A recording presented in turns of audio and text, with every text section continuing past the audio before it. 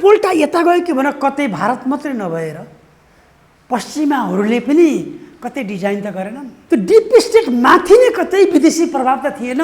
दक्षिण मात्रै नभएर कतै दक्षिण र पश्चिम दुवैका ताना बाना त बुनेनन्। भ्लादिमिर पुटिनसँग हात मिलाउने जुन सम्मेलनमा किम जोङ पनि गएको छ, उत्तर कोरियाको किम जोङ पनि गएको छ। लिपुलेखको बारेमा सी जिनपिङसँग प्रष्ट रूपमा नेपालको प्रधानमन्त्रीले कुरा राख्नु अन्यथा होइन है, त्यो कर्तव्य हो, त्यो एकदम गर्नु एज अ प्राइम मिनिस्टर। अब यो सरकार परिवर्तन भएर सुशीला कार्की प्रधानमन्त्री बन्नुभयो, तुरुन्त मोदीले बधाई दिए, 3टा भाषामा बधाई दिए डाक्टर साहब, एउटा हिन्दीमा, एउटा अङ्ग्रेजीमा, एउटा नेपाली भाषामा बधाई दिएका छन्।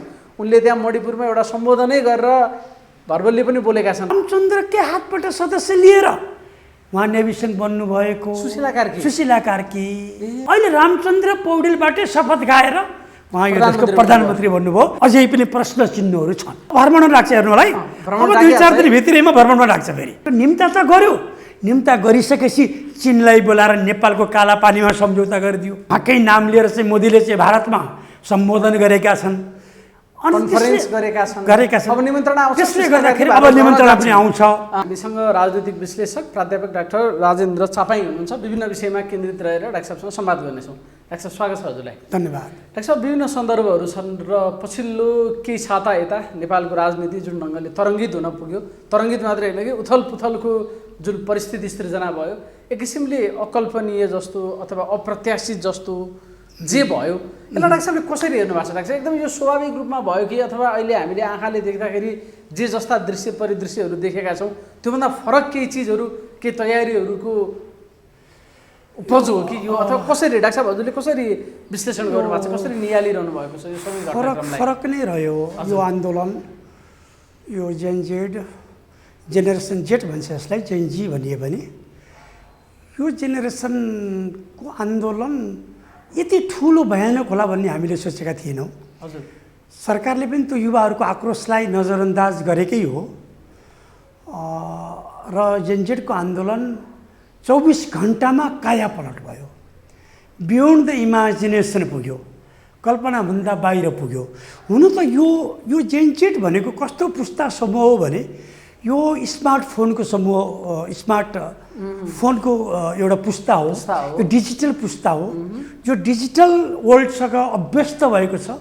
यो पुस्ताले क्विक डिसिजन खोज्छ। यो पुस्ताले लामो भिडियोको इन्टरभ्यू हेर्न खोज्दैन, यसले लामो न्युज पढ्न खोज्दैन, लामो समाचार पढ्न खोज्दैन, यसले लामो प्रवचन सुन्न खोज्दैन है। यसले चाहिँ सिधै क्विक हेर्छ। त्यस कारण चाहिँ यो पुस्ता रमाउँछ, टिकटकमा रमाउँछ। यो पुस्ता चाहिँ छोटो छोटो कुरामा सर्ट भिडियोजहरूमा रमाउँछ, यो लङ भिडियोजहरू हेर्दैन, किनकि यसले क्विक रेस्पोन्स चाहिन्छ र क्विक डिसिजन चाहिन्छ। चरित्रका हिसाबमा त्यो हो। त्यस कारण पनि त्यसको प्रभाव कति यो आन्दोलनमा देखिएको हो कि किन क्विक भयो। तर जेएनजीको आन्दोलन बङ्गलादेशमा पनि भएको हो। बङ्गलादेशमा 21 दिन चल्यो, त्यसलाई रेड जुलाई भन्छन् हामीले। 2024को गत साल यतिखेरै जुलाईमा त्यसलाई रेड जुलाई पनि नाम दिइन्छ। 21 दिन चल्यो त्यहाँ बङ्गलादेशको। केन्यामा पनि गत साल जुनमा चल्यो, त्यहाँको केन्याको चाहिँ 14 दिन चलेको थियो। श्रीलङ्कामा पनि चल्यो त्यो 2022मा, त्यो चाहिँ करिब 9 दिन चल्यो। तर नेपालको आन्दोलन 24 घन्टामै कायापलट भयो, डिसिसिभ भयो।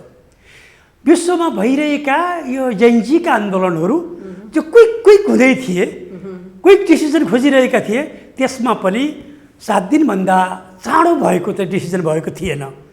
तर यो चाहिँ 24 घन्टामा 2 दिनमै एउटा डिसिसिभ फ्याक्टरमा पुग्यो। त्यस यो पुस्तागत सोचको फरक पनि होला, डिजिटल पुस्ताको सोचको फरक पनि होला र यो आन्दोलन हामीले कल्पना गरे भन्दा बाहिर गयो।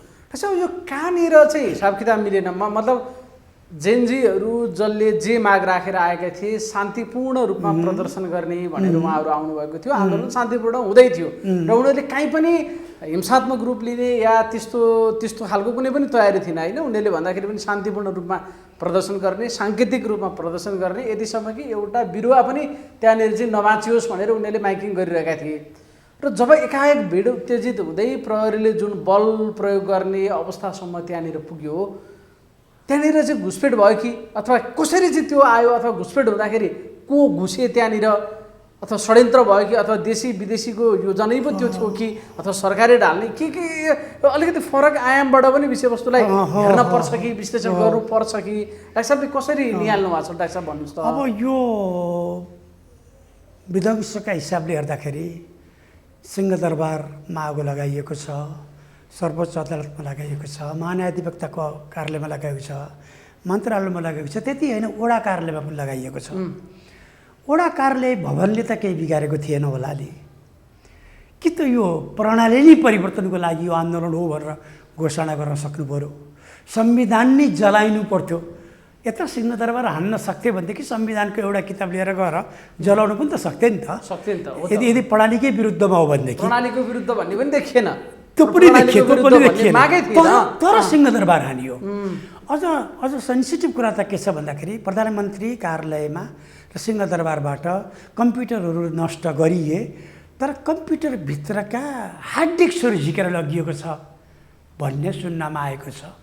आधिकारिक व्यक्तिहरूबाटै प्रधानमन्त्री कार्यालयमै संलग्न अधिकृत सचिव उपसचिवहरूबाटै यो कुरा सुन्नमा आयो। उहाँहरूले भन्नुभएको छ हार्ड डिस्क छैन, कम्प्युटर नष्ट भएर बसेको छ तर जलेको हार्ड डिस्क पनि छैन, जसमा महत्त्वपूर्ण डकुमेन्टहरू थिए। त्यो डकुमेन्ट भएको हार्ड डिस्क नै चोरी भएको छ भन्दाखेरि कता कतै शङ्का किन नगर्ने, यो चाहिँ जेएनजी नेपालको होम प्रडक्ट मात्रै नभएर कतै बाह्य घुसपैठ त भएन, कतै ठुलो आन्दोलन स्वाभाविक छ, तर त्यहाँनिर छिरेर त्यसलाई हाइज्याक गर्ने, त्यहीभित्र घुसपैठ गर्ने जेएनजीले गर्यो होला त भन्ने एउटा स्वाभाविक मान्न सकिँदैन नि कुरा। प्रधानमन्त्री कार्यालयका कम्प्युटरहरू जलेका छन् तर कम्प्युटरभित्रको हार्ड डिस्क चाहिँ जलेको अवस्थामा पनि छैन, स्क्रु ड्राइभर लगाएर त्यसलाई झिकेर लगिएको छ भने यसमा घुसपैठ नै भएन भनेर भन्न पनि सकिँदैन। यो कतै ग्रान्ड डिजाइन बाहिर बन्दै थियो, बनिरहेको थियो, तानाबुना बुनिरहेका थिए। यसै बेला चाहिँ नि नेपाल सरकारले सामाजिक सञ्जालका 26वटा एपहरूलाई बन्द गरिदियो। बन्द गर्दाखेरि त एउटा यस्तो पिँढी थियो जुन पिँढी डिजिटल पिँढी थियो, डिजिटल ग्रुप थियो। हुन त अब अहिले आएर हामीले सामाजिक सञ्जाल यी 28 वर्ष 30 वर्षका 35 वर्षकालाई मात्रै हो भन्ने कुरा पनि भएन। म आफै पनि त्यसको एडिक्ट भइसकेको थिएँ होइन। हामी मेरो हजुरबुवा पनि त्यसलाई हेर्नुहुन्थ्यो होइन, मेरो हजुरआमा पनि नातिलाई फोन गर्नको लागि त्यही एप्स खोज्नुहुन्थ्यो, त्यही सामाजिक सञ्जालै खोज्नुहुन्थ्यो भिडियो कल गर्नको लागि। यो चाहिँ युवाहरूमा मात्रै सीमित नभएर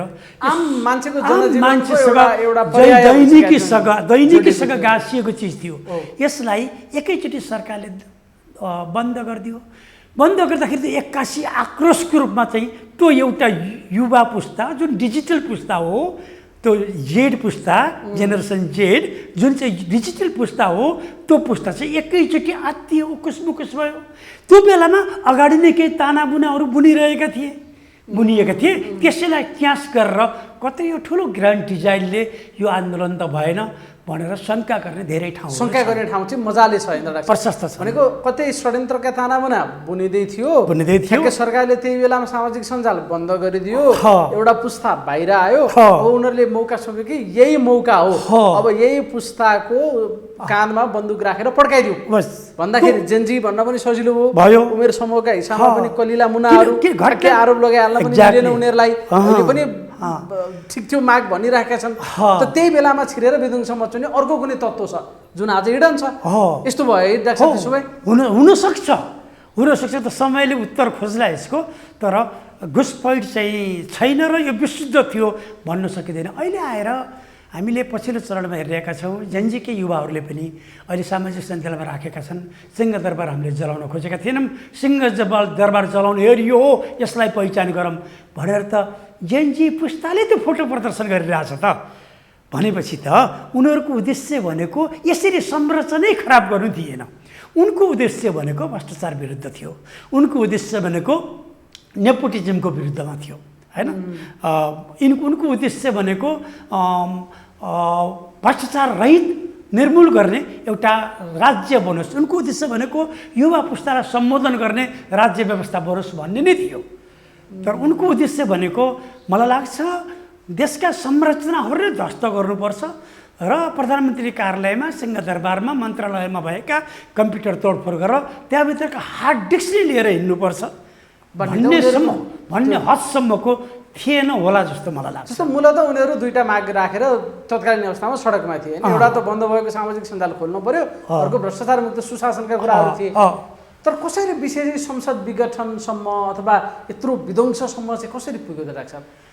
कसरी आयो संसद विघटन भन्ने त उनीहरूले मागिराखेका थिए। यो किन आयो भन्दा सरकारमा यो देशको के शासन व्यवस्था हेर्नु न, यो त म्युजिकल चेयरमा चलिरहेको थियो नि त। अब पनि परिवर्तन आउँदैन भनेदेखि त सतीले सरापेको मुलुकले भन्नु पर्ला। यो देशमा त म्युजिकल चेयर थियो नि, यति वर्ष म खान्छु, यति वर्षपछि तैँले खा। पहिले घोषित थियो, पहिले घोषित सहमति गरेर दिन गनेर अब यति महिनापछि अब यति महिनापछि यति महिनापछि भन्दा भन्दै एउटाले यति महिना पछाडि दिन्छु भन्ने, अर्काले यति महिना पछाडि लिन्छु भन्ने, दिन गनेर औँला भाँचेर बस्ने। अनि त्यही वर्ग एउटा झुन्ड थियो त्यो भित्रको, फेरि त्यो झुन्डले त्यसैलाई समर्थन गरिरहेको थियो। त्यसरी सत्ता चाहिँ 48 सालदेखि यता हेर्नुहोस्, सत्ताको बागडोर समेल्ने त घुमिफिरी उनी भयो नि त। नयाँ अनुहार त आएन, यो देशले नयाँ अनुहार त देख्न पाएन। हिजो 48 साल पछाडि यो देशको राजनीतिमा रहेका शीर्ष नेताहरू नै म्युजिकल चेयर जस्तो घुम्दै घुम्दै आएर अनि उनी जो पनि आयो सत्तामा उनी, नेतृत्वमा उनी भइरहेको त थियो नि। सत्तामा परिवर्तन त थिएन, अनुहारमा परिवर्तन थिएन। यहाँलाई एउटा उदाहरण मानौँ, उदाहरणको लागि शेरबहादुर देउवालाई अलि आक्रमण पनि भयो, त्यो आफ्नो दुःखद कुरा हो होइन। भौतिक आक्रमण उहाँमाथि हुनु भनेको, शारीरिक आक्रमण हुनु भनेको दुःखद कुरा हो। हुन त हाम्रो निवर्तमान परराष्ट्र मन्त्रीज्यूको चुरीफिरी पनि हेरिसक्नु थिएन होइन, उहाँको हेरिसक्नु नै थिएन। उहाँ कस्तो चरित्रको मान्छे हो भन्ने कुरो त नेपाली जनता सबैलाई थाहा थियो। शेरबहादुर देउवा फेरि उहाँलाई राजनीतिमा माथि उचालेर नेपाली कङ्ग्रेसको अध्यक्षमै सभापतिमै उहाँलाई स्थापित गरेर आफू राजनीतिक विश्राम लिने तयारीमा उहाँ हुनुहुन्थ्यो। अब उहाँ पनि त्यो सत्ता कुरेर बसिरहनु भएको थियो होइन र। उहाँ आफ्नै परिवार नेपोटिजमभित्रै आफ्नै परिवारलाई स्थापित गरेर सत्ता कुरेर बसिरहनु भएको थियो। अब डडेलधुराबाट अहिलेसम्म उहाँले मात्रै जितेर आउनुभएको छ भने त्यो डडेलधुरामा नेतृत्व विकास हुने कहिले? एउटा नेता जब 48 सालदेखि अहिलेसम्म 82सम्म 40 वर्षसम्म लगातार एकैजना मात्रै नेतृत्वमा आइरहन्छ भने त्यो जिल्लामा नेतृत्वको विकास हुने कहिले? यो त थिएन नि। यहाँ त अनुहार त फेरिएन र यहाँ कुनै सीमा पनि रहेन। जस्तै अमेरिकामा राष्ट्रपति बन्छ, 2 पटक बन्छ, तेस्रो पटक बन्दैन नि। यहाँ त प्रधानमन्त्री शेरबहादुर देउवा त अब 6औँ पटक पुऱ्याउँदै हुनुहुन्थ्यो। मिति गनेर बसिरहेको होइन, ज्योतिषीले 7 पटक भनेको थियो उहाँलाई। साथ यहाँ 21 पटक मन्त्री भएका व्यक्तिहरू छन्, यहाँ 14 पटक 16 पटक मन्त्री भएका व्यक्तिहरू त अहिलेकै मन्त्रीमण्डलमा थिए। 16 पटक। अब उनीहरू 16 पटक मन्त्री हुँदा देशका लागि के गरे? केही पनि गरेन। अनि शरद सिंह भण्डारी उनलाई नै थाहा छैन रे कतिचोटि मन्त्री भयो शरद सिंह भण्डारीलाई थाहा छैन। अनि मन्त्री रोटेसन म्युजिकल चेयर, यो खालको त यो परिपाटी त जनता वाक्क भइसकेका थिए। त्यसबाट बढी वाक्क भएको थियो जेन जेड पुस्ता। फरक के रहेथ्यो भन्दा जेन एक्स र जेन वाई पुस्ता पेला र खाउँला भनेर पर्खिने पुस्ता पर्यो। सङ्घर्षमा कहिले कहिले गयो जस्तो गर्ने राडिकल आफ्नो कुरा राख्न नसक्ने। अहिले पनि वाई र एक्स त्यही छ हेर्नुहोस्। अहिले पनि पार्टीभित्र वाई र एक्स छन्। यी मूलधारका पार्टीहरूमा जेनजेड त साह्रै कम छन् है। जेनजी पुस्ता जी भन्छ, जेनजेड पुस्ता चाहिँ साह्रै कम छन्। 97 to 12 सम्मका पुस्ता त साह्रै कम छ। 28 वर्ष उमेरभित्रको त साह्रै कम छ। अहिले पनि त्यहाँभित्र भएको एक्स र वाई हो। एक्स र वाई पुस्ता फेरि कस्तो भन्दा त्यो पुस्ता डिजिटल वर्डसँग त्यसबाट हुर्किएन। हुर्क्यो चाहिँ म्यानुअल युगबाट हुर्क्यो। म्यानुअल युगबाट हुर्किएको डिजिटल युगमा आयो। डिजिटल युगलाई चाहिँ समात्न खोजेको छ, तर त्यससित त्यो भित्र पस्न सकेको छैन। त्यो पुस्ता कस्तो रहेछ भन्दा निर्णयमा जाने, सङ्घर्षको लागि जाने, तर बढी चाहिँ देला झर्ला र खाउला। झर्ला र खाने कसरी त झार्ने कसरी भन्दा खुसी बनाएर झार्ने कसरी भन्दा नेतृत्वलाई खुसी बनाउने, नेतृत्वलाई चाकरी गर्ने, नेतृत्वको भजन गाउने, नेतृत्वको प्रशंसा गर्ने, नेतृत्वलाई लभ यु भन्ने होइन, नेतृत्वसँग साखिले हुने र अनि झारेर खाने भन्ने एक्स र वाई पुस्ता रह्यो। तर जेड पुस्ता यो पोलिटिक्ससँग वाक्क भइसकेको थियो। उनीहरूलाई चाहिएको थियो, रोजगारी चाहिएको थियो, उनलाई शिक्षा, अहिले आधुनिक सौदो शिक्षा चाहिएको थियो, फ्रिडम चाहिएको थियो, उनलाई चाहिँ नियम चाहिएको थियो, उनलाई भ्रष्टाचार मुक्त। थियो। अनि अर्को कुरा, यो आन्दोलन किन चर्क्यो भन्दाखेरि मेजर इस्यु त जस्तै यिनीहरूले नेपो बेबी चलाए, भन्ने चलाए सुरुमा हो, नेपो बेबी चलाए। धेरै धेरै महत्त्वपूर्ण कुरा छ यो। नेपो बेबी भनेको नेपोटिजम बेबी हो क्या। नेपोटिजम भनेको फरियाबाद। मलाई एउटा सम्झना आउँछ, एकजना सुब्बा साहेब र एकजना सचिव साहेब चाहिँ भ्रष्टाचार नगर्ने, धेरै पहिलाको कुरा। सचिव साहेब भ्रष्टाचार नगर्ने, उहाँ साह्रै सज्जन खालको सचिव। सुब्बा साहेब अब आन्तरिक राजस्वको सुब्बा साहेब, भन्सारको सुब्बा साहेब मजाले चाहिँ अब कमाइदिनु भएको। तर संयोगले सुब्बा साहेब र सचिव साहेबको चाहिँ घर सँगसँगै रहेछ। सँगसँगै हुँदाखेरि सुब्बा साहेबको छोरा र सचिव साहेबको छोरा दुइटै साथी सानो बच्चामा। त्यो सुब्बाको घरमा आउँदाखेरि डलहरू छन्। अस्ति एउटा नानीले चोरेर लयो नि, के डल अरे? डल के डल हो, त्यस्ता खालका महँगा डलहरू छन्, महँगा खेलाउने चिजहरू छन् सुब्बाको घरमा। अनि सचिवको छोरा जहिले पनि सुब्बाको घरमा खेल्न आउने, किनकि उसलाई खेल्ने सामग्री धेरै पाइन्थ्यो त्यहाँ। सुब्बाको घरमा गलैँचा छ, कार्पेट छ, एकदमै होइन, अब घरै शानदार आलिसन छ, बच्चालाई खेल्ने धेरै चिजहरू छन्। अनि त्यसपछि छोराले गएर सचिव आफ्नो बुवालाई भन्थे अरे, ड्याडी ड्याडी हजुर कहिले सुब्बा होइसिन्छ भनेर सोध्थ्यो अरे। उसलाई के पर्यो, सुब्बा हुनु भनेको मेरो बाउ सचिव हुनुभन्दा माथिल्लो पोस्ट रहेछ। सुब्बा हुनु भनेको ऊ सचिव हो, उसको बाउ त सचिव हो अलरेडी। सुब्बा अधिकृत उपसचिव सहसचिव भएर सचिव हो, सर्वोच्च पदमा हो कर्मचारीको। तर त्यो बच्चालाई फिलिङ भयो कि मेरो बुवा सुब्बा हुनु भएको छैन, मेरो बुवा पनि सुब्बा हुनुभयो भने त मेरो घरमा पनि त्यत्रै खेलकुदका सामग्री होला नि भनेर ड्याडी ड्याडी कहिले सुब्बा होइसिन्छ हजुर भनेर सोध्थ्यो अरे। हो, त्यसलाई भन्छ नेपोटिजम, नेपो बेबी। अब यो नेपो बेबी हुनाले धनाढ्यका छोरा, पोलिटिसियनका छोराहरू जब उनीहरूको मूल पेसा नै राजनीति हो। उनीहरू राजनीति भनेको समाजसेवा हो। उनीहरूको समाजसेवा गर्नेलाई जागिर हुँदैन, उनीहरूको तलब हुँदैन, उनको भत्ता हुँदैन। राजनीति गर्ने मान्छे समाजसेवी हुन्, उनले जिन्दगी समाजको लागि समर्पण गरेर हिँड्ने गरेका हुन्छन्। जसरी हेर्नुहुन्छ भने भारतको मोदीलाई नै हेर्नुहोस्, मोदीको भाइको छोरीको श्रीमान अहिले पनि बसको कन्डक्टर छन्। उनका ज्वाइँ भनौँ न, उनको त आफ्नो विवाह भएको छैन, उनका ज्वाइँ अहिले पनि कन्डक्टर छन्, उनका भाइ अहिले पनि सामान्य व्यापारी छन्। त्यहाँ नेपोटिजम त उनले ल्याएनन् नि।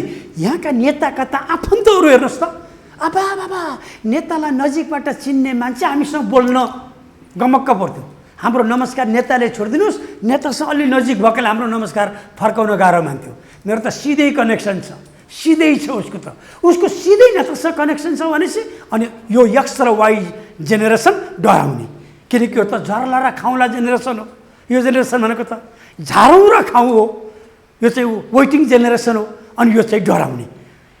अब अरू नातेदार त छोडिदिनुहोस्, यहाँको नेपोटिजम त यस्तो थियो कि शीर्ष नेतालाई चिन्ने मान्छेले नि हामीलाई मान्छे गन्दैन्थ्यो बाबा, त्यो असम्म थियो। अनि अर्को कुरा, यिनका छोराछोरीको लवाई खवाई हेर्नुहोस् त।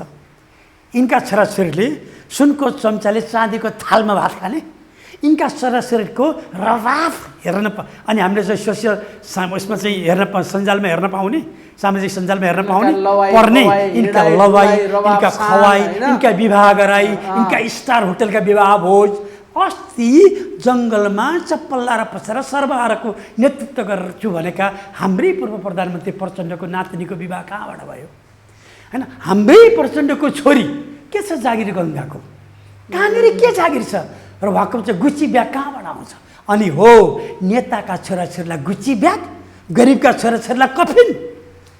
नेताका छोराछोरीलाई विदेशको गुच्ची ब्याग, अनि गरिबका छोराछोरी विदेश गएर कफिनमा आउनुपर्ने। नेताका छोराछोरी विदेश जाँदा गुच्चीका सामान बोकेर आउने, गरिबका छोराछोरी कफिन बोकेर आउने। एउटा भित्र एउटा राप चलिरहेको थियो। त्यो यो पुस्ताले, जेड पुस्ताले हेरिरहेको थियो। एक्स र वाईले वेट गरिरहेको थियो, झारौँला खाउँला भनिरहेको थियो। फिलिङ त थियो एक्स र वाईमा पनि, असन्तुष्टि त थियो, थियो, तर त्यसलाई विद्रोह गर्न सक्ने दममा थिएन। दम थिएन, ऊ त्यही रिजाएर मोलेर सक्दा केही खाइहाल्ला भन्ने मान्छे। यो जेड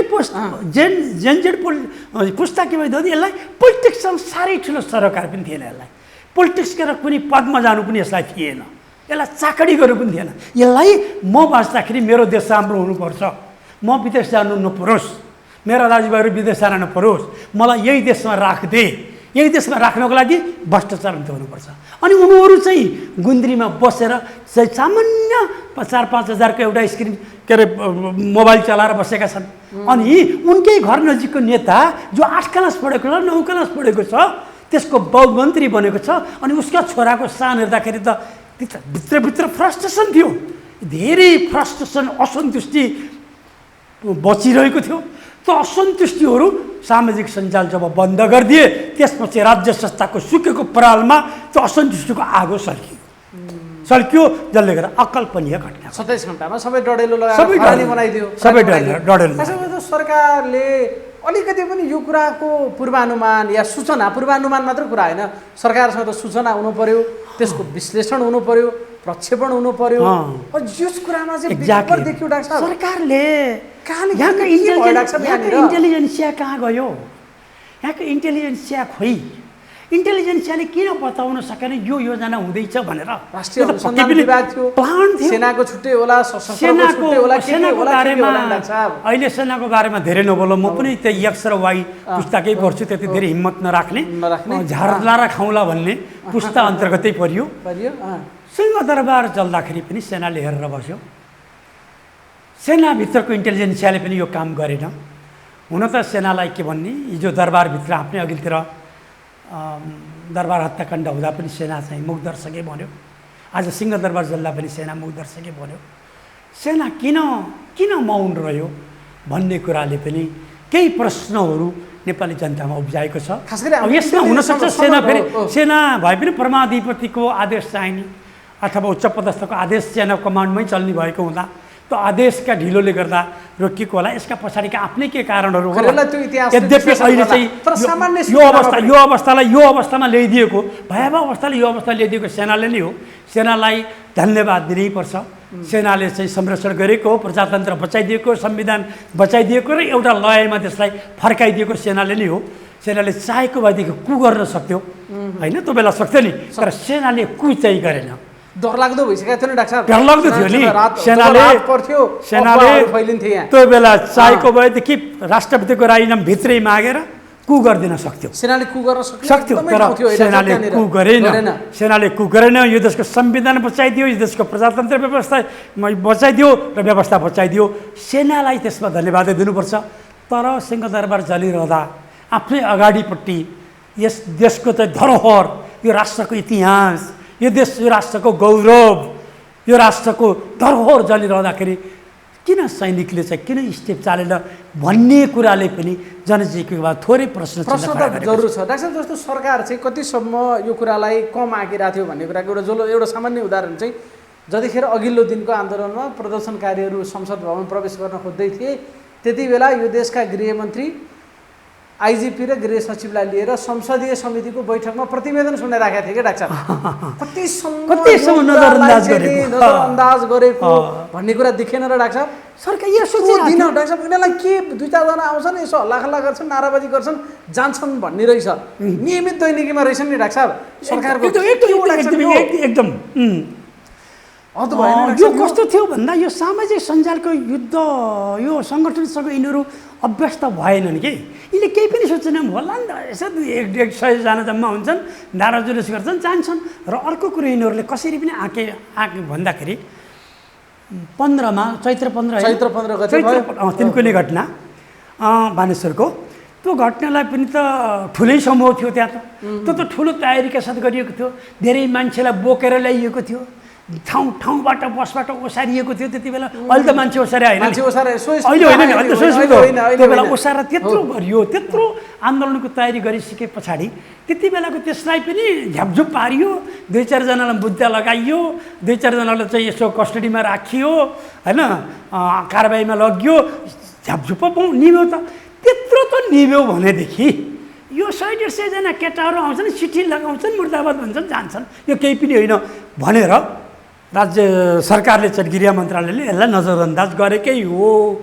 आन्दोलन चल्दाका दिनमा संसदीय समितिको मिटिङमा बसिरहेछन्, त्यहीँभित्र आन्दोलन चल्दा होइन, त्यहीँबाट भाग्नु परेको उत्कर्षमा पुग्ने बेलासम्म त्यो मिटिङमा एकदम सामान्य तर्क गरिरहेको थियो। किन सामाजिक सञ्जाल बन्द गर्यो भन्ने कुराको जस्टिफाई गर्दै थिए कि अब यो त्यति ठुलो हुन्छ भने सोच्छ, त्यति अलिकति ठुलो भइहालेछ भने नि त्यही तिर्कुनेको चाहिँ 2 चडर बन्दुक हान्ने होला, अनि त्यसै मुद्दा चलाइदिनु होला, जलाउने सलाउने काम गर्छन्, अनि त्यसैमा चाहिँ थुन्ने होला, त्यो फेरि साम्य हुन्छ भनेर यिनीहरूले 15 गतेको त्यो अनुभवले त्यही अनुभवकै उसमा चाहिँ यो आन्दोलनलाई पनि राखे। त्यो बल प्रयोग गरेर पनि त्यही एउटा छ, जसरी पहिला सुरुमा बल प्रयोग मारियो त्यो त्यतिखेर त आन्दोलनकारीलाई व्याख्या दुःख छ, तर दुःख छ बल प्रयोगमा एकदमै दुःखको साथ भन्नुपर्छ।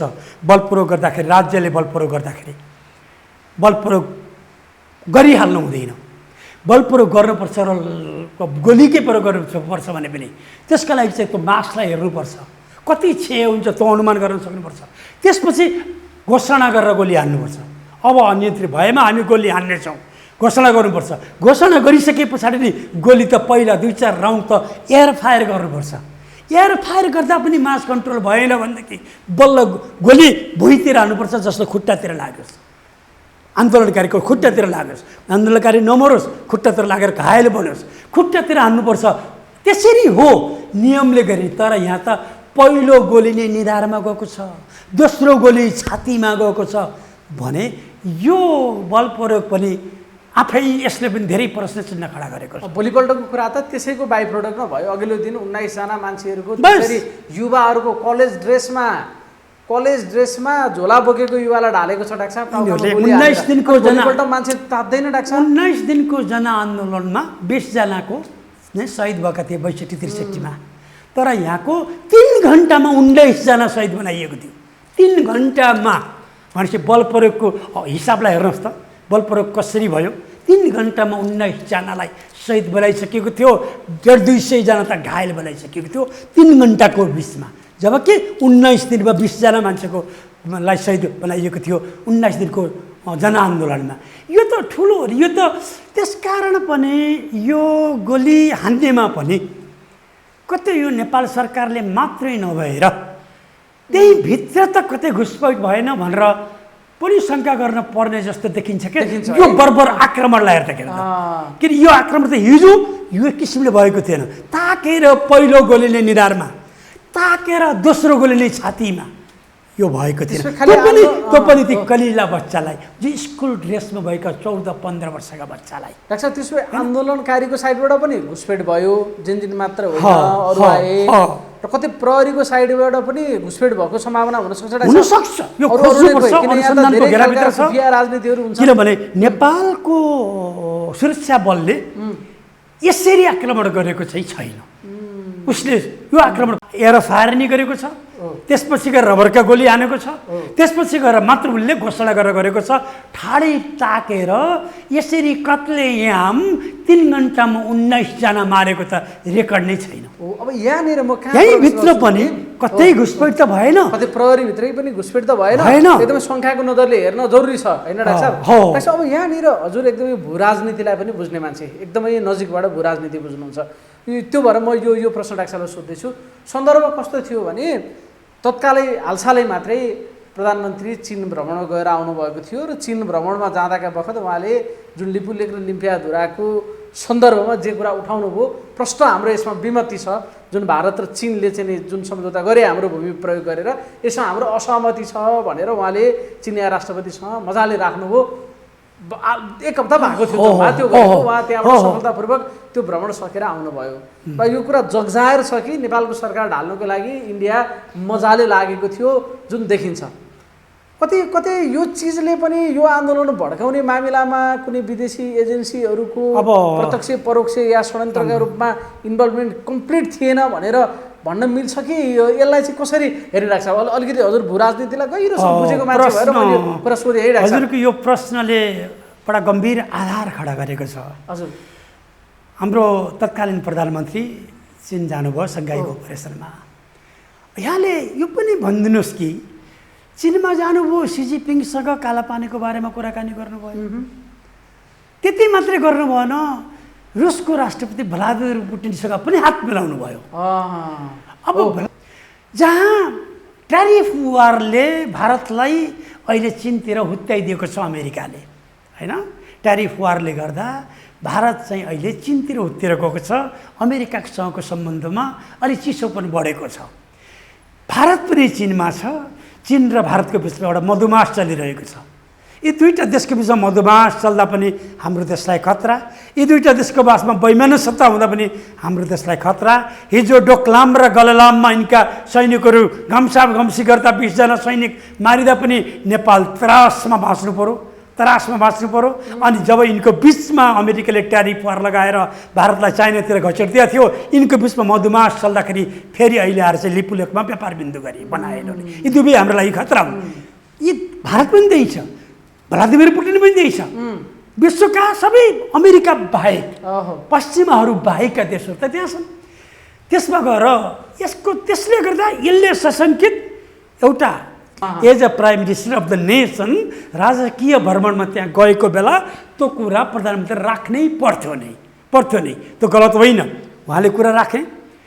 अर्कोतिर चाहिँ भ्लादिमिर पुटिनसँग पनि हात मिलाउने एउटा, किनभने डिप स्टेट भन्छ के। डिप स्टेट भनेको के हो भन्दा, डिप स्टेटमा चाहिँ कुनै पोलिटिकल पार्टी सार्टी केही पनि हुँदैन। डिप स्टेट भनेको त्यो हो कि त्यो एउटा ब्युरोक्रेसी, त्यहाँको सेक्युरिटी फोर्स र सरकारी कर्मचारीहरू, त्यो जसलाई स्थायी सरकार भन्ने गर्छौँ नि हामीले, त्यो डिप स्टेट हो भनेर पनि शङ्का गर्न पर्ने अवस्था छ। खाली इन्डिया मात्र होइन कि पश्चिमाहरू त्यहाँ पनि हेर्नुभयो, पश्चिमाहरू समेत हुन सक्थ्यो। त्यसकारण यो दक्षिणी फोर्स, दक्षिण त नेपालको सरकार भङ्ग गर्नको लागि हरदम यो सरकार बन्दका दिनबाट लागेको थियो। यो सरकार पटक लाग्यो, धेरै पटक यसले प्रयास गर्यो। राजावादी आन्दोलन पनि यसैले उठायो, होइन? यसले धेरै कुरा गरेको थियो। दक्षिण त लागि परिरहेको थियो भनेर शङ्का गर्ने प्रशस्त ठाउँहरू छ। अब घटनाक्रमले हेर्दाखेरि जब यो परिस्थिति भयो, प्रधानमन्त्री केपी ओलीलाई अब अहिले पछिल्लो समय भ्रमणको निम्ति दिएको भनिएको थियो, त्यो पनि ठ्याक्कै भन्न सकिएन, आएर उल्टो उपरखुट्टी लगाएर उसलाई भ्रमण डाकेर ओलीलाई भ्रमणको निम्ति दिइसके पछाडि अनि त्यसपछि गएर चाहिँ लिपुलेखमा व्यापार बिन्दु चीनलाई बोलाएर गरेको छ। अब त्यो भ्रमणको कुरा पनि ठ्याक्कै एकै हुन सकेको थिएन।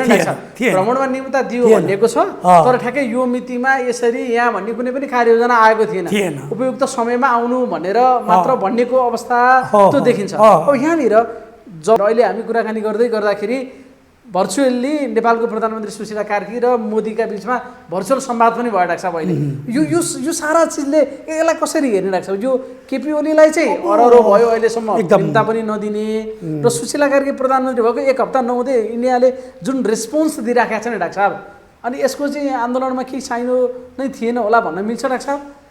अब यस्तो छ, सुशीला कार्की अहिले वर्तमान प्रधानमन्त्री आन्दोलनले प्रधानमन्त्री बनाइएकी गैर संसद पूर्व न्यायाधीश, प्रधान न्यायाधीश अहिले प्रधानमन्त्री बन्नुभएको छ। उहाँको व्यक्तिगत जिन्दगीलाई हेर्ने हो भने उहाँ 2027 सालमा रामचन्द्र पौडेल केन्द्रीय सदस्य हुँदाखेरि 2027 सालमा उहाँले नेभी सङ्घको सदस्यता लिनुभएको रहेछ। समय कस्तो, रामचन्द्र पौडेलकै हातबाट टिकट लिएर नेभी सङ्घमा प्रवेश गर्नुभएको उहाँ, नेपाली काङ्ग्रेसको भारतीय सङ्गठन त्यसमा सदस्यता लिनुभएको, यो कोइन्सिडेन्सहरू हुनसक्छ र उहाँ बेसिकली काङ्ग्रेस ब्याकग्राउन्डको। उहाँको श्रीमान दुर्गा सुवेदी, उहाँ चाहिँ जहाज अपहरण हाइज्याकमै संलग्न एकजना व्यक्ति पनि हो, जो गिरिजाकै विरुद्धमा संसदै लड्नुभएको थियो। उहाँ अलिकति उग्रै खालको नेपाली काङ्ग्रेसभित्र पनि परिवर्तनको चाहना गर्ने अलिक क्रान्तिकारी भ्यू भएको व्यक्ति हुनुहुन्थ्यो। उहाँहरूको उहाँहरूको विवाह पनि त्यही पोलिटिकल कम्बिनेसनले गर्दा भएको विवाह हो। त्यसले गर्दा उहाँले प्रधानमन्त्री बन्नुभन्दा 1 दिन 2 दिन अगाडि भारतीय मिडियाहरूले सुशीला कार्की हाम्रो अहिलेको प्रधानमन्त्रीलाई सोध्दै थिए, सोध्दा बहुत बड़ा बहुत अच्छे आदमी है, वो मैं बहुत सम्मान करती हूँ भनेर भन्दै हुनुहुन्थ्यो मोदीलाई पनि। अब त्यहाँका इन्डियाका नेताहरूको कला वो मेरा दादा है, वो मेरा भैया है, वो बहन है भन्दै हुनुहुन्थ्यो। होइन त्यो हाम्रो हामीसँग चाहिँ रोटीबेटीको सम्बन्ध भएको ठाउँमा त्यो सम्बन्ध हाम्रा पनि हुन्छन्, उहाँका पनि थिए होइन। त्यो भएका कारणले गर्दा उहाँ भारतबाट कतै हो कि भन्ने, भारतले बनाइदियो कि भन्ने पनि अहिलेसम्म धेरै कुराहरू आएका छन्। अब यो कुरा चाहिँ अहिले मैले नभनौँ, उहाँका यस पछाडिका एक्सनहरूले नै उहाँ कहाँबाट बन्नुभएको, आफै बन्नुभएको, जेएनजीको लागि बन्नुभएको, जेएनजी ग्रुपको लागि बन्नुभएको, कसैले बनाएको हो कि अथवा यो निर्वाचन गराउनेकै लागि बन्नुभएको, शान्ति सुव्यवस्था कायम गर्ने बन्नुभएको, यहाँका भ्रष्टाचारलाई जेलमा राख्नेका लागि बन्नुभएको होइन, अथवा कसैले उहाँलाई आफ्नो स्वार्थ पूर्तिका लागि बनाइएको भन्ने कुरो त उहाँका एक्सन हेरेपछि अनि बोलाउला। शङ्का गर्ने ठाउँ यहाँले भने जस्तै प्रश्न चिन्ह छ, शङ्का गर्ने ठाउँ छ, तर अब यो चाहिँ भोलिका दिनमा अहिले हामी खालि शङ्काको सुविधा मात्रै दिइरहेको हो, त्यति मात्र होइन डाक्टर। भोलिका दिनमा अब यसको परिणामले देखिँदै गइहाल्छ। यसको जवाब उनका एक्सनले दिँदै जानेछ, उहाँका क्रियाकलापले जवाब दिँदै जानेछ। तर डाक्टर इन्डियाले जसरी रेस्पोन्स गरिराखेको छ नि, त्यसलाई चाहिँ सकारात्मक रूपमा हेर्न सकिन्छ कि शङ्कास्पद रूपमा हेर्न सकिन्छ? यो यसलाई कसरी हेर्ने डाक्टर? एकदमै फुर्किरहेको छ कि इन्डिया अहिले, खुसियाली छ उसलाई। भारतले ओलीलाई 1 वर्षसम्म भ्रमण भवन डाकेन होइन। जबकि भारतले के गर्थ्यो भन्दा अब है उसको बधाई दिएको तरिकाले होइन, तुरुन्तै शपथ खान बाँचेर बधाई आइसकेको छ होइन। बधाई मात्र होइन, उता भाषणमै गरिकन यहाँ भिडियो कन्फरेन्सै भइसक्यो नि डाक्टर साहब। उता इन्डियामा भाषण गरिएको छ, हाम्रो देशको नवनियुक्त प्रधानमन्त्रीको नाम लिएर त्यति साह्रो गरेको छ। प्रधानमन्त्री पुण्य केपी ओलीलाई त भ्रमण पनि डाकेन नि त, 1 वर्ष डाकेन। जबकि यो देशको संस्कारलाई हेर्ने हो भनेदेखि यहाँ प्रधानमन्त्री हुने बित्तिकै पहिलो काम प्रधानमन्त्रीको हुन्थ्यो भारत भ्रमण जानु, भारतले निम्ता गरिहाल्थ्यो, बधाई दिँदाले निम्ता गर्थ्यो, नभएदेखि हनीमुन पिरियडमा निम्ता गर्थ्यो। भारत भ्रमण गरेर आयो भने बल्ल त बलियो प्रधानमन्त्री हुन्थ्यो। सबै प्रधानमन्त्री भारत गएका छन्, ओली बाहेक र झलनाथ खनाल बाहेक। सुशील कोइराला जान पाएनन्, त्यो बेलाको देशकै कारणले गर्दा, भैँचालोले गर्दा जान पाएनन्। नत्र भने सबै प्रधानमन्त्री भारत भ्रमण गरेर हाम्रो सम्बन्धलाई एउटा उचाइमा पुर्याइयो भनेर उनीहरूले चाहिँ नि प्लेजर भिजिट गरेर आएकै छन्। ओलीलाई 1 वर्षसम्म निम्ता पनि गरेन होइन। 1 वर्ष पछाडि ल आइजाऊ अब त काल्पनिक गरेर के बोल्छ भनेर, त्यो त ठुलो डिप्लोमेटिक झापड हो नि त। डिप्लोमेटिकली बोलाएको नि अहिले त, यता निमन्त्रणा गर्ने, उता चीनको विदेश मन्त्री डाकेर लिपुलेखलाई सम्झौता गरेर बाहिर ल्याइदिने। अनि यहाँको प्रधानमन्त्री जाँदाखेरि जाने कि नजाने अवस्था त त्यो थियो नि त। यसो गरेको छ भने अहिले अस्ति भर्खरै हाम्रो प्रधानमन्त्रीले पनि हाम्रो त हो बहुत बडा अच्छे आदमी है, बहुत राम्रा रिश्ता है हमारा भनेर चाहिँ सामाजिक टेलिभिजनमै बोल्नु भएको छ। उहाँलाई फेरि शपथ खाँदा नखाँदै अब बधाई आएका छन्।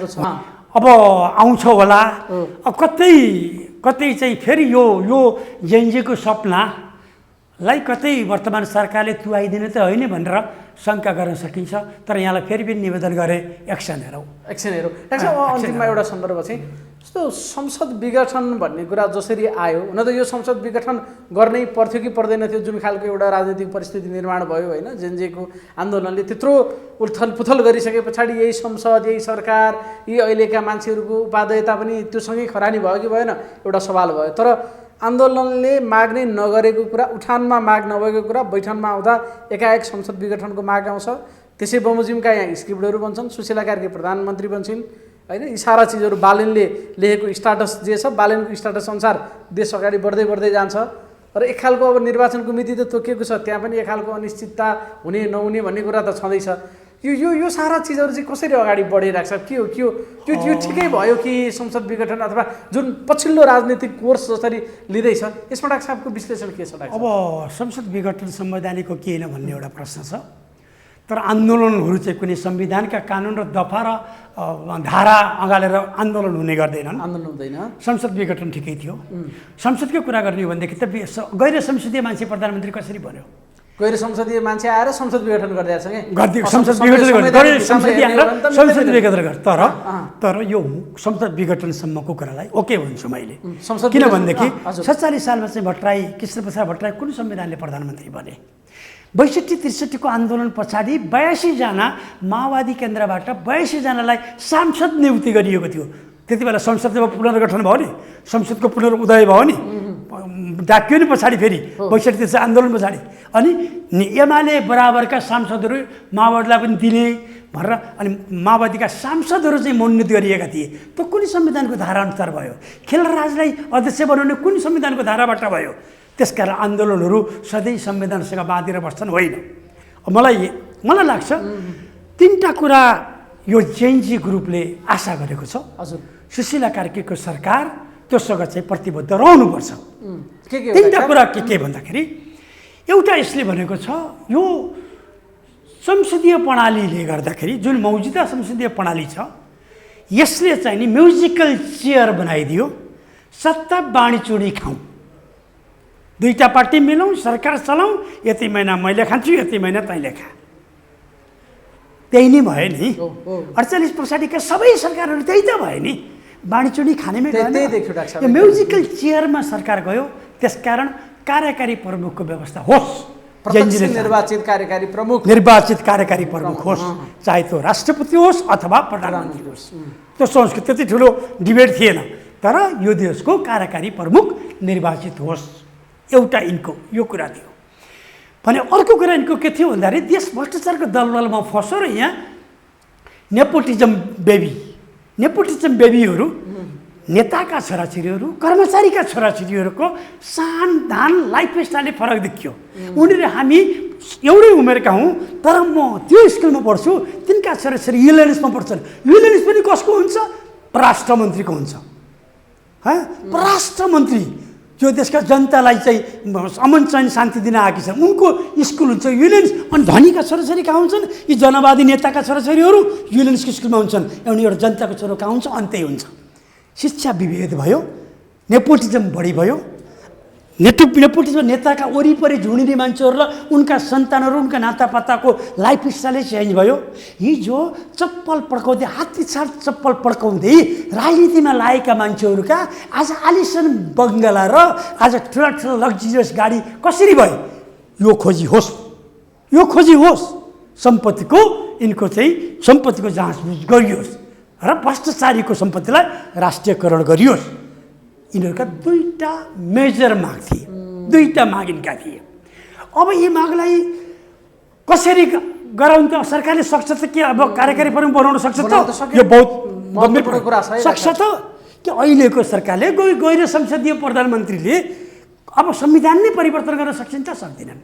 अब यदि संविधानमा यी कुराहरू एड्रेस नगरिकन यदि अब अर्को कुरा के छ भन्दा कार्यकारीमा पदमा चाहिँ जुनसुकै होस् त्यो दुईपल्टभन्दा जान नपाओस् होइन। यहाँ त 6 पटक र 7 पटक प्रधानमन्त्री बन्ने होड चलेर हुन्छ। दुईपल्टभन्दा त्यसले गर्न सक्ने मान्छे दुईपल्टमा गर्छ, दुईपल्टभन्दा नहोस्। यी आदि कुराहरूलाई सम्बोधन होस्, भ्रष्टाचार चाहिँ निर्मूल होस् भन्ने जेएनजीका माग थिए।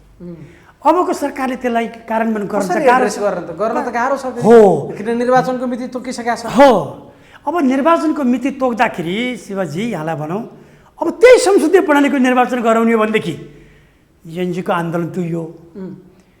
फेरि त्यही हुन्छ। तिनी पुराना पार्टीहरू हुन्छन् अनि त्यति बेला चाहिँ मासु र चिउराका खेलहरू हुन्छन्। त्यति बेला चाहिँ अब के अरे भोटको पछाडि नोट दौडिन्छ। भोटवाद भन्दा नि नोटवाद बढी चल्छ होइन। मत खरिदका क्रमहरू चल्छन्। अनि त्यसपछि गएर फेरि अनि पूर्ण बहुमत ल्याउने पार्टी कुनै पनि निस्किँदैन।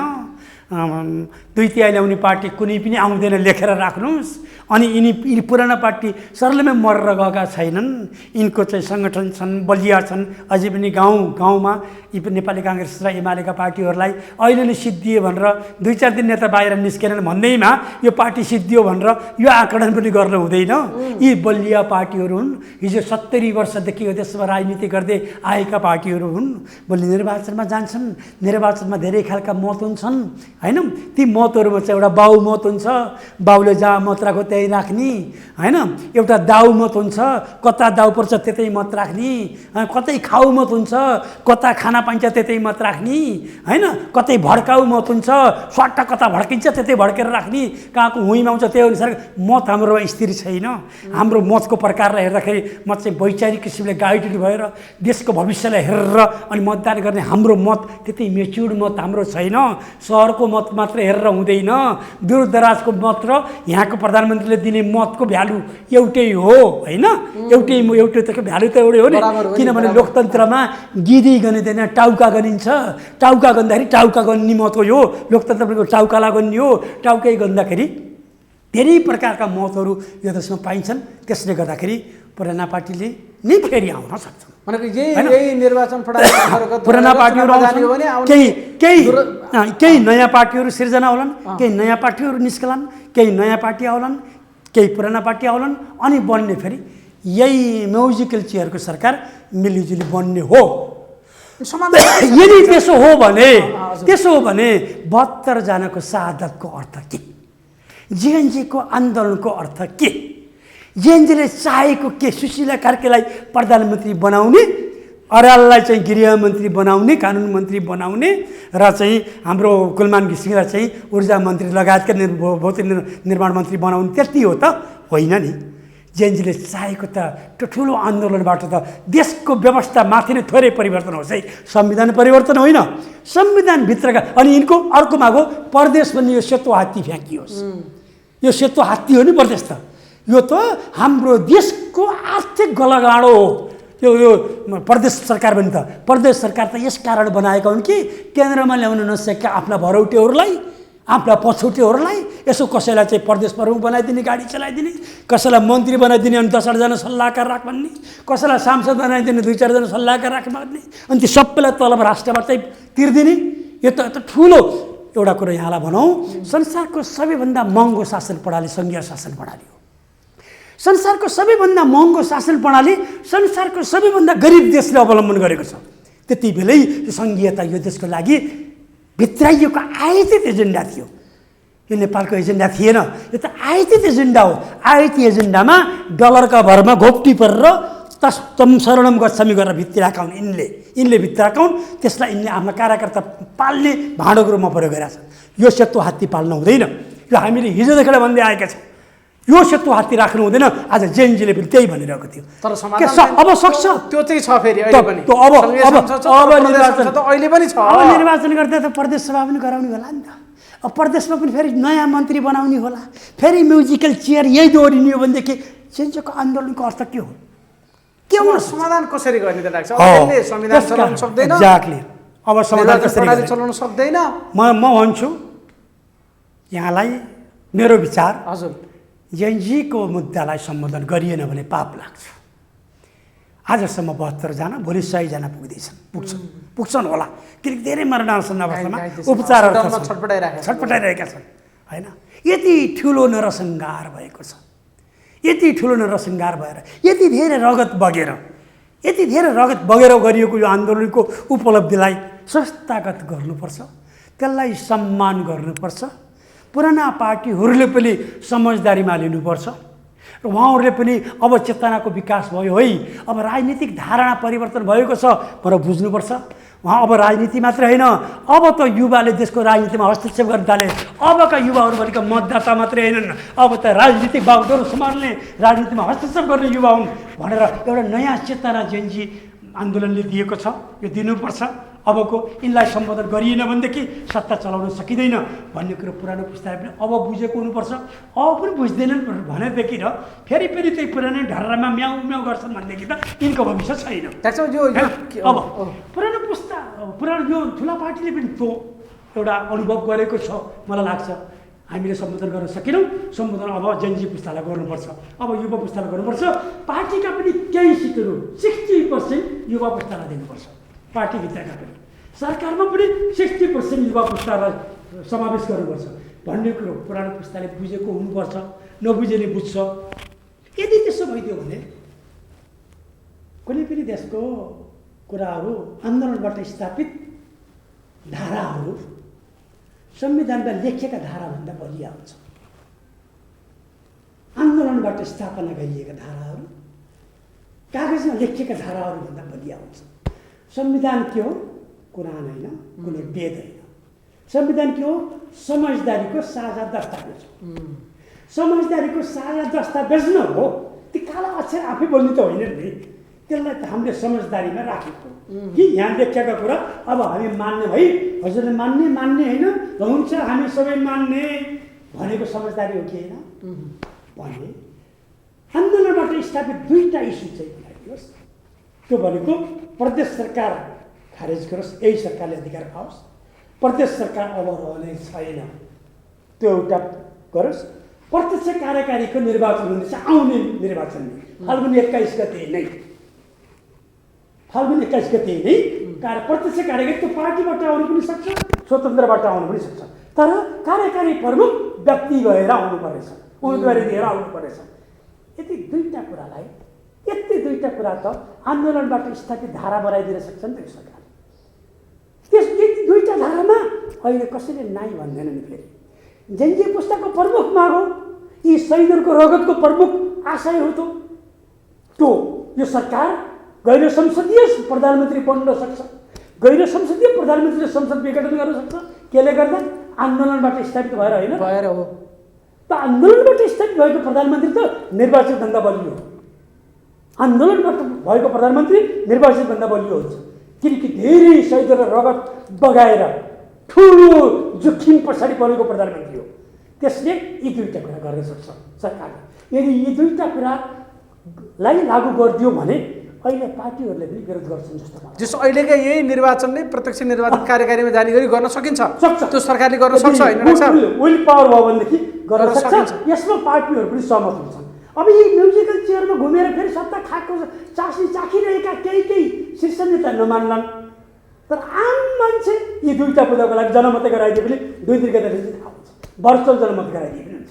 डाक्टर साहब मेरो अन्तिम प्रश्न चाहिँ यो पछिल्लो केही दिन यता दुईवटा पोइन्ट मलाई फेरि पनि दोहोऱ्याए, यति दुईवटा इस्युलाई यो सरकारले संविधानकै धाराअनुसार स्थापित गरिदिन सक्यो भनेदेखि यी शहीदहरूको यिनको रगतले न्याय पाउँछ, यी शहीदहरूको पसिनाले र यो क्रान्तिले जेएनजीको विद्रोहले न्याय पाउँछ भन्ने मलाई लाग्छ। डाक्टर साहब मेरो अन्तिम प्रश्न चाहिँ यो केही दिन यता अब दलका नेताहरू पनि फाटाफुट बाहिर निस्किन थाले होइन, कसैले लेखिरहेछन्, के गरिरहेछन्, पार्टी कार्यालयतिर धाउँदैछन्। अलिकति रियलाइज गरेको कहीँ कतै छनक पाउनु भएको छ डाक्टर साहब? के उस्तै दम्ब, उस्तै अहङ्कार, उस्तै घमण्ड के छ डाक्टर साहब? सुध्रिने छाँटकाट छ कि छैन अझै पनि? पार्टीभित्र केही व्यक्तिहरू त्यस्ता हुने गर्दछन् जो चाहिँ कहिल्यै नसुध्रिने पनि हुन सक्छन्। त्यो व्यक्तिहरू जहाँ पनि हुन्छन्, कहिले कहिले कुनै परिवारमा पनि कहिल्यै नसुध्रिने छोरा पनि हुन्छन्, आफ्नो घमण्ड त्याग्ने छोरा पनि हुन्छ। त्यस्ता व्यक्तिहरू पार्टीभित्र केही छिटपिट रहने गर्छन्, तर पार्टीले रियलाइज गरेको छ हामीले युवा पुस्तालाई सम्बोधन गर्न सकेनौँ, हामीले युवा पुस्तालाई सम्बोधन गर्नुपर्छ। हामी युवा पुस्तालाई यो आन्दोलनै नगरेको भए पनि हामी युवा पुस्तालाई सम्बोधन गर्दै थियौँ भनेर पनि केही वक्तव्यहरू आएका छन्। त्यो गर्दै थियौँ, हामी युवा पुस्तालाई सम्बोधन गर्दै थियौँ भनेर वक्तव्य आउनु भनेकै एउटा रियलाइजेसन के ठुलो के एमालेको महासचिवले शङ्कर पोखरेलले भन्नुभयो नि, हामी यो पुस्ताको जेएनजीको मागलाई हामी सम्बोधन गर्दै थियौँ, धैर्यता गर्नु भएन भनेकै रियलाइजेसन होइन त। त्यो ठुलो पार्टीहरूले रियलाइजेसन गरिसकेका छन्, गर्छन्। अब यी बुढा नेताहरू छन् नि, वर्षौँदेखि देखिरहेको मुक्ति पाए नि 10 वर्ष कति वर्षदेखि खालि ओली हटे देउबा हटे प्रचण्ड, ओली देउबा प्रचण्ड भइरहेको थियो, नयाँ अनुहार आएको। फर्स्ट इयरको नेताहरू अभिभावक भएर बसिदिनुपर्छ, फर्स्ट इयरको नेताहरू, सेकेन्ड लेयरको नेताहरू चाहिँ ग्राउन्डमा आउनुपर्छ, सेकेन्ड लेयरका नेताहरू पनि कम आउनुपर्छ, तेस्रो पुस्ता अब बढी राजनीतिमा सक्रिय हुनुपर्छ। पार्टीहरूमा नेपाली काङ्ग्रेस, माओवादी, एमाले लगायतका पार्टीहरू, राप्रपा लगायतका पार्टीहरूमा पनि पुरानो पुस्तालाई 40%, नयाँ पुस्तालाई 60% दरले कमिटीहरू बन्नुपर्छ। त्यस्तो भयो भने मात्र राम्रो होला। र नयाँ पुस्ता नै जब राजनीतिमा संलग्न गराइन्छ अनि आई हेट पोलिटिक्स भन्ने कुरा अलिक कम हुन्छ, अनि यो देशप्रतिको माया बढ्छ र युवाहरूका मुद्दालाई सम्बोधन अनि अटोमेटिकली हुन्छ। अहिलेका पार्टीभित्र पनि सबै ओभर 70sहरूको म्युजिकल चेयर लिन छोडेर हो नि त। यहाँ त युवा पुस्ता जेएनजी त छैन नि, जेएनजी त छैन नि, कम छ, अलिअलि छ, तर त्यो पनि कहाँ झर्ला र खाउला भन्दै पछि हिँडेको छ। त्यस्तो भएर हो नि बिग्रेको छ।